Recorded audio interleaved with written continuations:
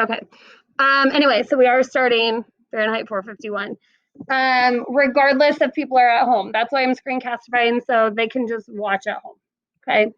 Everybody who's currently quarantined, I think, come back Monday. So it's only a week that they'll miss, which is just the introduction. Okay, so before we get started with that, I did post this on Classroom yesterday. If you didn't see it, this is just a breakdown of how your papers are being graded. Excuse me. I've only looked at 2 so far, and they weren't from your class. It's going to take me a while to get through them. I'm going to try to read like 3 a day, and then hopefully hit a bunch of them this weekend. But this is the grade. It's 45 points. Okay, so there are 4 paragraphs. Each paragraph is worth 7 points. And then if you use persuasive techniques correctly, the 2 that you said you were going to use, that's 4 points each, which is 8 points. And then it's 4 points if you set your paper up correctly, 5 points for grammar. Okay, so the 7 points per paragraph comes from your graphic organizer. If you look at your graphic organizer, it was set up exactly how your paragraph should be set up. So if you used that at all, then that should have helped you. Let's see.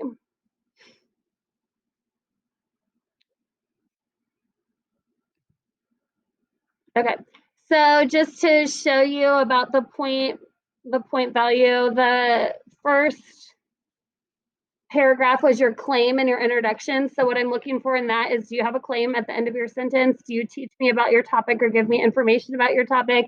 Do you catch my attention? That's going to equal your 7 points. Then your 2 body paragraphs, your 7 points are going to come from, do I know, like, is it obvious what your reason is? Do you have at least 2 pieces of evidence per paragraph? That will create your 7 points. And then your conclusion is there an opposing claim? Do you go after the opposing claim with a counterclaim? And do you end your last sentence or last paragraph well? Like, do you restate your claim? That's going to make your 7 points for that paragraph. So just so you know, if you set your paper up correctly, if you have good grammar, okay, and if you're using persuasive techniques, and if you have your evidence and reasons, you are going to, nope, you won't fail this paper because you've at least set it up right. Okay, that's like the bulk of your grade is, did I set my paper up correctly? Do I have all of these elements?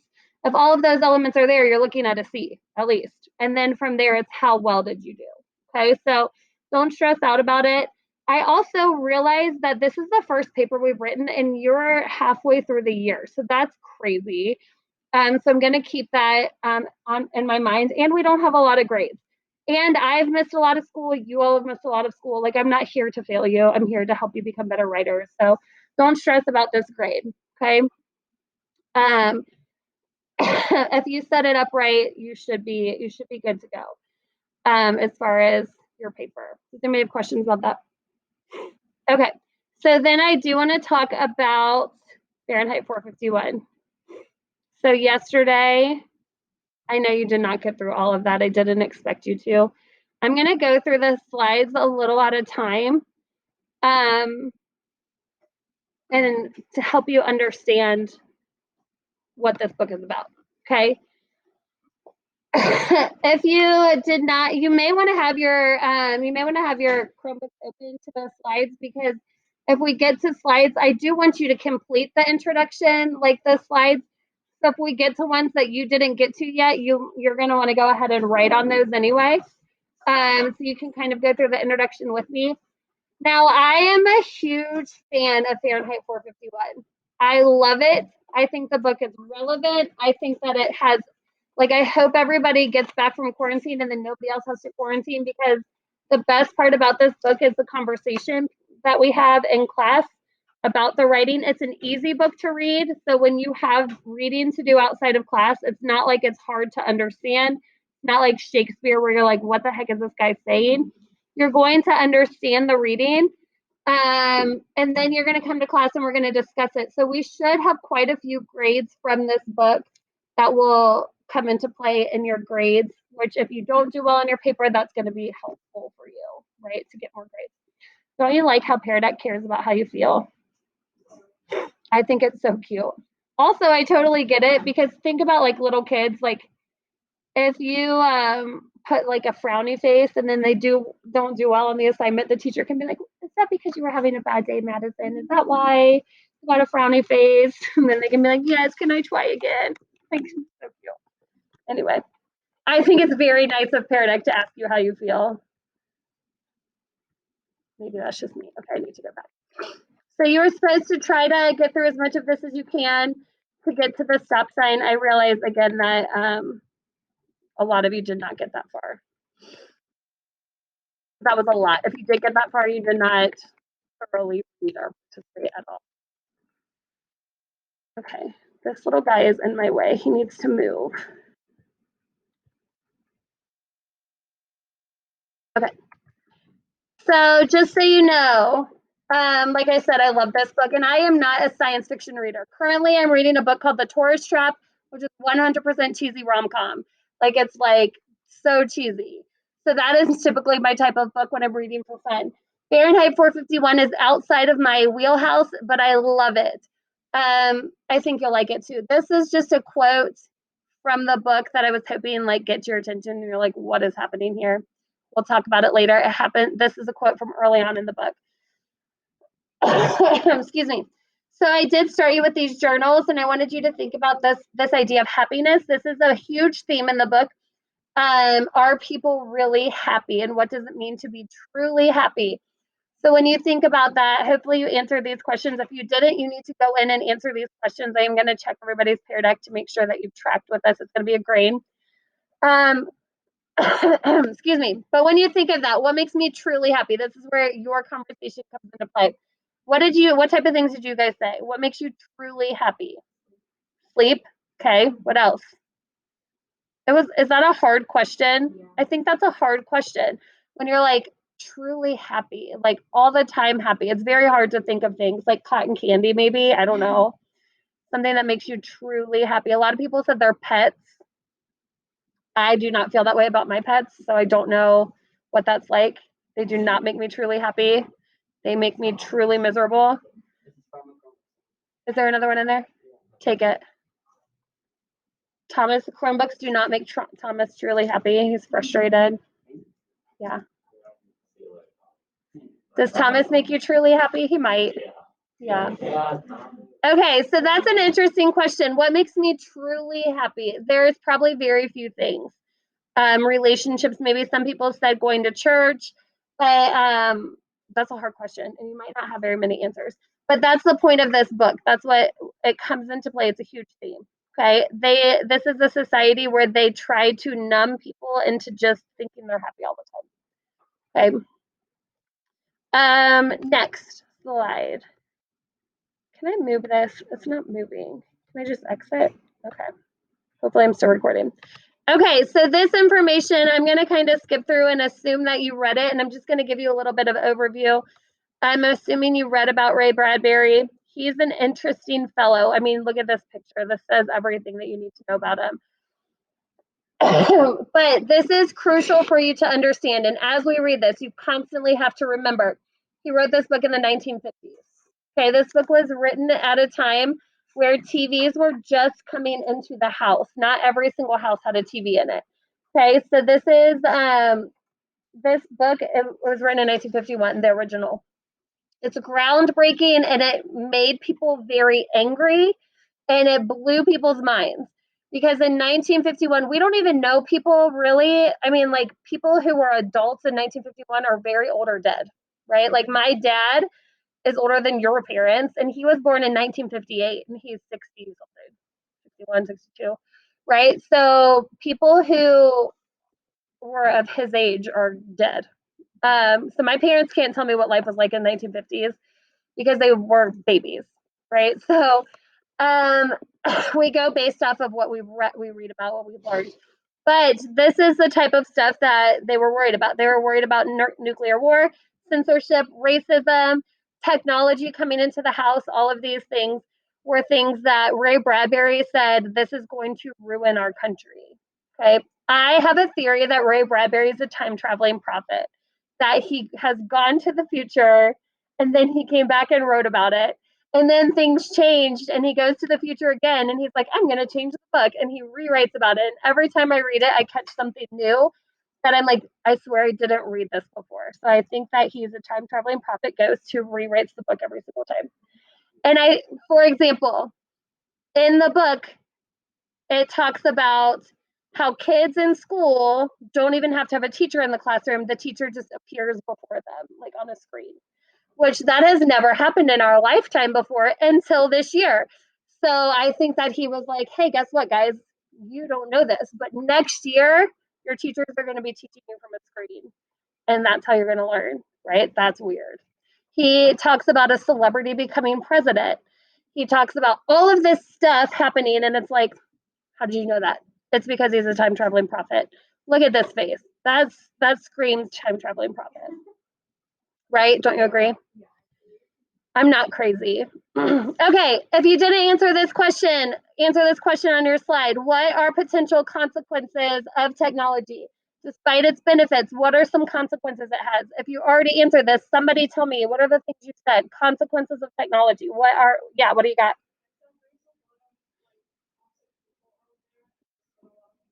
Okay, good. So all of the social media ishness, and not even that, just like reposting things and like, what do we know? Fact from reality. Very good. What else?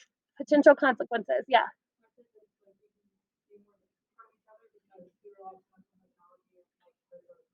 Fantastic. That is what this entire book is about. That technology has changed the way we interact as humans. Yeah.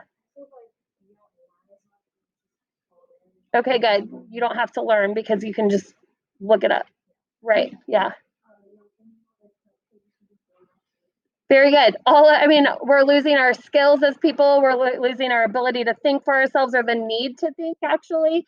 We're misinformed. We're not connecting with people. All of this is what happens in the book. So I'm glad that that's the themes that you're noticing. Okay, I'm not going to go into too much detail here. Hopefully you read over it. But this is a social criticism, which means that he looked at the time period. Sorry, it was published in 1953. He looked at the time period and was like, this is what's wrong with our world. That's why this kind of book makes people mad in real time. Okay, it would be like if somebody published a book about right now and they called you out for things that you're like, hey, now that's personal, right? Or like, and that's what was happening. And he was saying the path we're going down is going to lead to destruction if we don't stop it now. It's going to do damage that we cannot repair. Um, in this book, it's important to understand that they burn books. That Fahrenheit 451 is the degree at which paper burns. Just so you know, that's why it's titled Fahrenheit 451.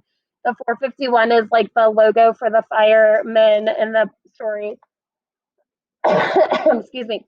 But they have firemen. They're not firefighters. They're firemen, and they start fires instead of putting them out. It's like a reverse society, and it's all to burn books. Now, in 1951, how did people learn? They learned through reading and they learned through school, right? So it makes sense that the symbolic burning of books would be how they're destroying the ability to learn. Now we have the internet, right? So we can just look things up. But Ray Bradbury was writing about this before the internet existed. So they would burn books. If you were found with books, you were a criminal. Your books would be burned. You would be arrested. Okay, because they did not want people to think, because thinking leads to conversation. Conversation leads to arguing. Arguing makes people unhappy, right? So that's kind of the thought process. Um, but anyway, so he was saying in the future, there's going to be no learning. Like, we're not going to learn. We're just going to exist. Okay. This part is super important. So if you didn't pay attention to this 1950s stuff, I am going to show you a little bit of this, but it's hard to read this book in 2020 because we live in the future that Ray Bradbury wrote about, right? So he wrote in 1950 about the year 20. I don't remember the original one. The date has changed in the book too. So depending on what version of the book you have, it might say 2020, it might say 2000, it might say 2065. Because as the years have progressed, they've changed the date to make it a little bit more far off. But anyway, we live in the future that he's writing about. So when we read these things, we're like, yeah, this is all true. But put yourself in 1950s, where this is the case. We have really big middle class, people were working. There's war that's led to all of this stuff. TV is just now coming into people's homes. But people are living the American dream, moving to the suburbs. Families are really important. Still, like your family dinner and stuff is super important. Did any of you watch these video clips? Did you? Okay, so this first one was just, I'm not going to click on that one. You can watch it at your own time. It just shows what culture was like. This one I am going to show you a little bit of. These two right here are videos from the 1950s that would have been shown in class in school. They're hard to watch. It's like this one right here, I recommend you clicking on it because it's really fascinating. It's like they would show these in like health classes about like how to behave properly, or home ec classes. So this one is how you know you're popular, and are you really popular, or do you just have a reputation because you park in cars with boys? So it was like how to act appropriately and how to be in dating relationships and what those relationships should look like and how you should go about entertaining the opposite sex. It's funny. Also, it's kind of sad to know that that's what they watched in school. Yes. Okay. So I am going to show you a little bit of this one. And this is, again, something that would have been shown in school. And it's about how to have dinner with your family and what that should look like. The women need to dress nicely. It needs to be pleasant. So that way the dad can feel relaxed. The types of conversations that they should have, what should happen at dinner, all of that kind of stuff. But I'm going to just show you a little clip of it. But the point of it is that dinner with the family is a very important part of the day. Let's see why. Oh, here we go.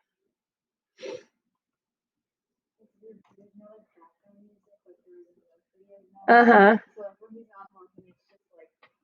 Of course, it's just thinking about it. If it decides to play, I'm just going to show you a little bit. If it doesn't decide to play, at some point, just click on it, because everything JoJo's saying is so true. It's like the women have this role. They need to prepare the meal. They need to look nice. They need to speak about nice things.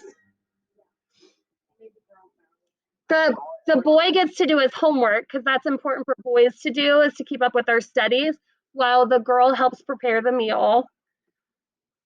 What's happening? Girl coming home from school look quite content with life. And why not? They're looking forward to an important date, dinner at home with the family. What's the matter? Doesn't that sound exciting to you? Move ahead a little bit. Well, to them, it's a special occasion. It's a special occasion every day. It makes her feel and consequently look more charming. Even the table takes on a special air. Mother, too, changes from her daytime clothes.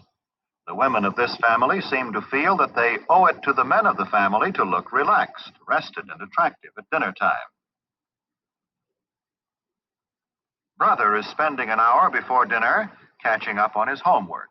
He has plans this evening. Perhaps that explains the telephone call. But he won't spend a lot of time on the phone either. When there are several members of the family to be considered, it is not a good idea for one member to monopolize the phone. And it is never good to allow telephone conversations to interfere with studies. Okay, I'm going to skip Junior here and get to the meal. Father, too, looks forward to this date with the family. He has had a hard day at the office, and in his briefcase are some contracts which must be looked over tonight.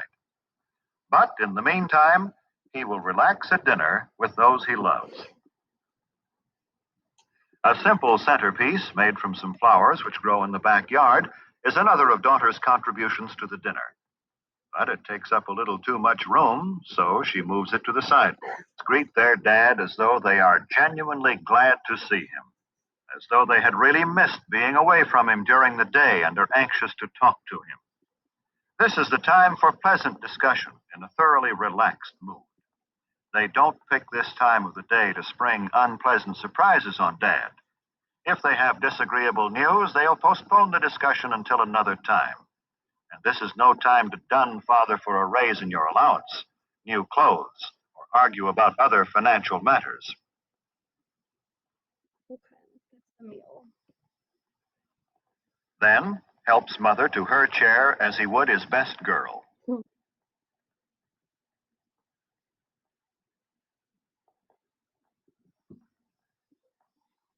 Well, the dinner date has begun, and they're all happy about it.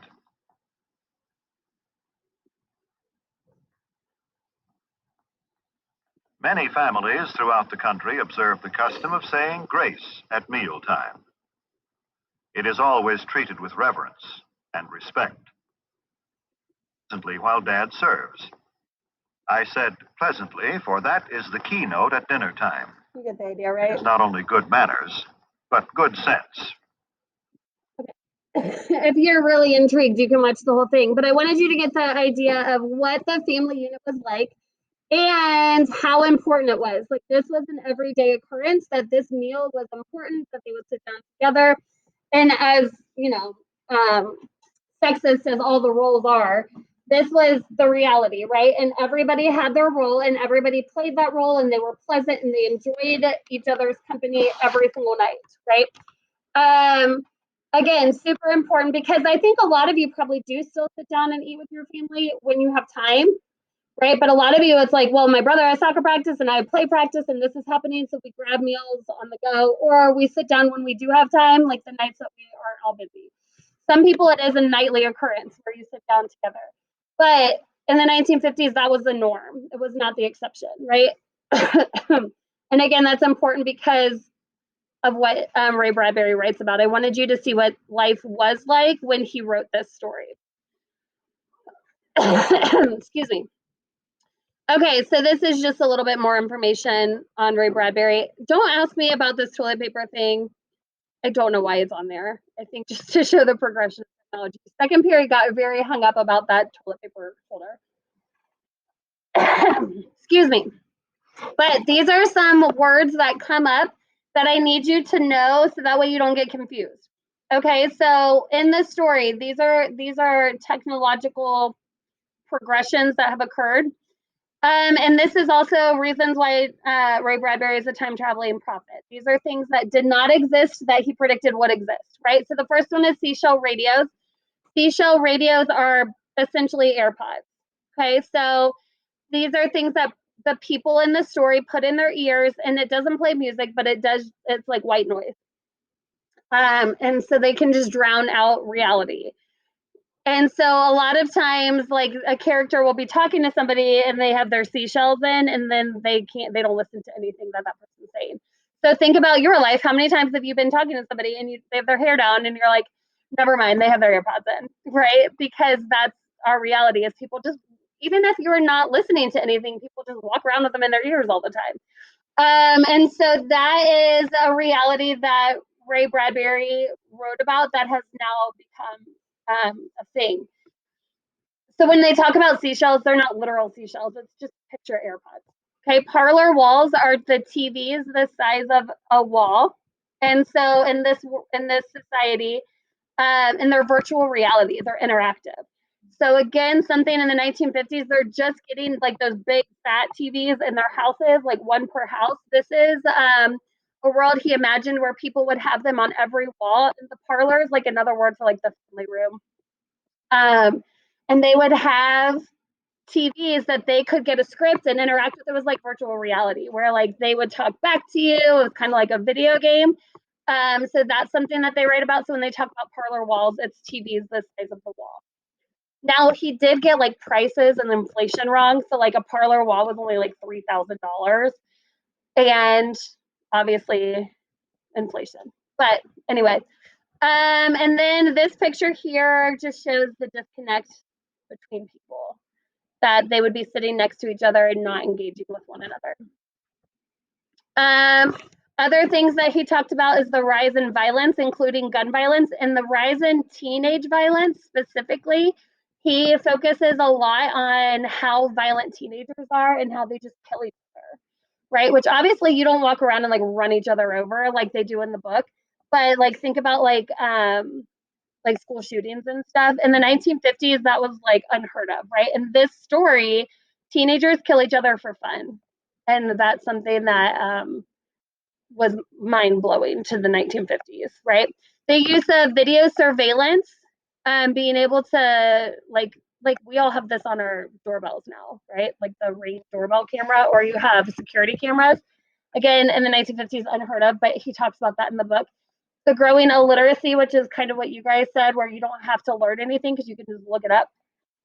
And then information coming in small sound bites, just reading headlines and thinking we know what's going on, right? Twitter is the best example, where you would get a small bit of information and that was your information. Instead of like reading, you would get it in sound bites. Okay, so those are things that he writes about that people would have been very angry about, but we're like, yeah, that's life, right? So interesting. Okay, if you didn't get to this censorship slide, I want you to answer the question, what is censorship to you? When you think of the word censorship, what is censorship? Does anybody have an answer? When you think of censorship, what is censorship in your own words? Probably the first thing you think of is like the WebSense that comes up on your computers, right? Like you try to Google image macaroni and cheese and they're like, you're not allowed. You're like, what's wrong with macaroni and cheese? Right? So that's a good example of censorship, is like when you're WebSense. When I was young, back in the old days, when we used to have to go to music stores to buy CDs, this is the sticker that would be on CDs. You still see it on music, but you probably don't ever buy CDs. But to say that it was had bad words in it. I remember going, this is a true story, to the Tri-County Mall, and I was buying a Puff Daddy CD. This was before he changed his name so many times. And it had that sticker on it, and the worker was like, "Is your mom okay with you buying this?" And I ran away because I was like afraid that he was going to tell my mom. He didn't even know my mom, but I remember being like, "I don't know," and I like ran out of the store. But that was an example. Yes, they have the explicit, right? But censorship is basically this, and this is going to be our last topic for the day. It is when information is withheld by a controlling body or group. So when we web censor your computers, we're withholding information from you. Obviously, it's not always for the purpose of like not informing you, it's to protect you or whatever. Yeah, securely web censor, whatever it is here. But it is the withholding of information. Now, censorship can also be way worse than that, where we are withholding information because we don't want you to know what's happening, or we don't want you to learn about a specific event. So, like, for example, if we didn't teach about the Civil War here, like, we didn't want you to know what, or slavery, we didn't want you to know what slavery was. And so we just didn't teach it to you. And if you asked about it, we said, we're not talking about it. That is a form of censorship to keep you from learning about something.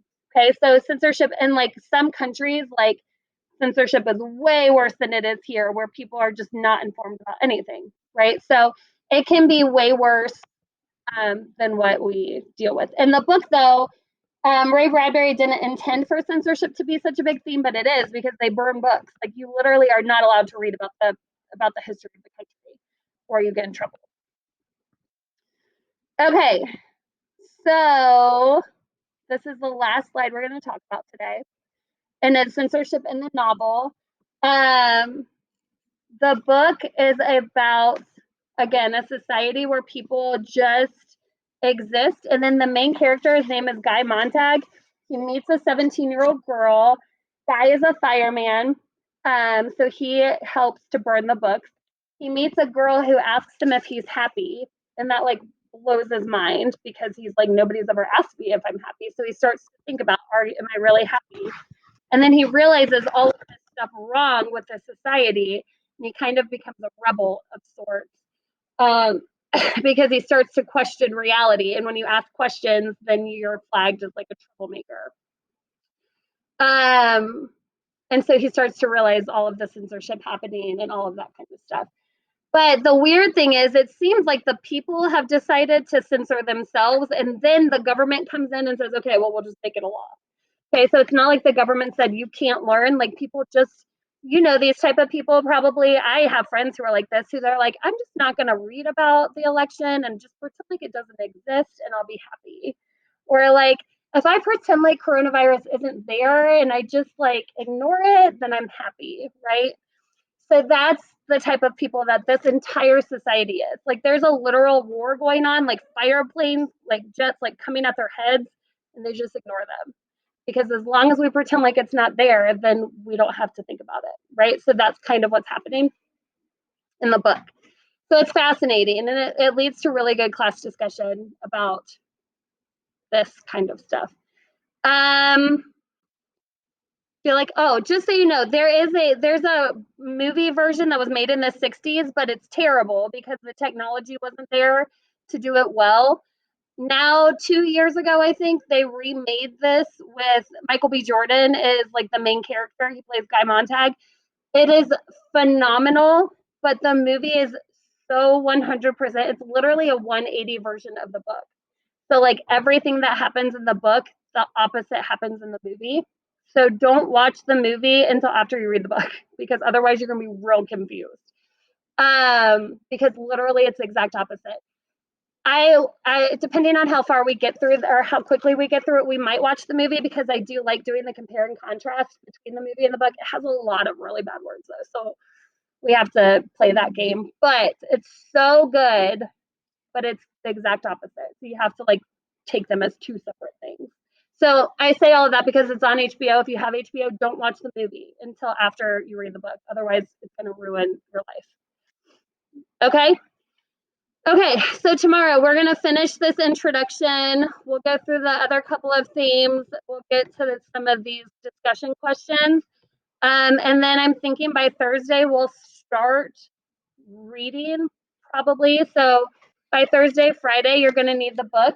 If you don't have it, I have over here on the bottom shelf, I have all of these e-cards. You can get it on, like, I get it on the Hoopla app on my phone. It's probably all the same. There's probably just different versions. But I read really quickly on my phone. I feel like I get through stuff way faster on my phone than I do in a book. But anyway, the Hoopla app is free and they have unlimited versions of the book, so you can get it. Yeah.